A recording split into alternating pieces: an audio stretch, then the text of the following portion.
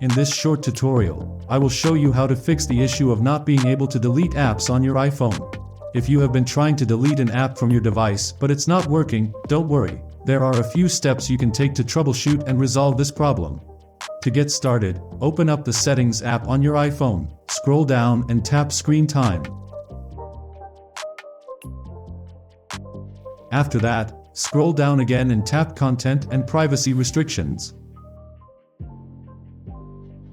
Once you are on this page, tap iTunes and App Store Purchases. Then tap Deleting Apps. As you can see, deleting apps is set to Don't Allow, which is why you can't delete apps on your iPhone. To fix that, simply select Allow.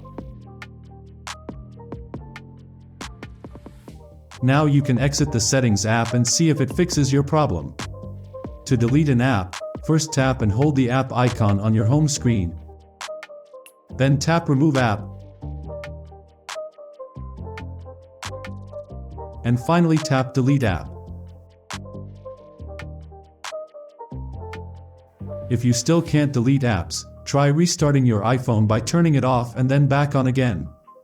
Sometimes a simple restart can help fix minor glitches that may be causing the issue. If restarting does not work, try updating your iPhone software to the latest version. Outdated software can sometimes cause problems with app deletion. So, that wraps up this tutorial. If you have any questions about this process, please let me know in the comments section below.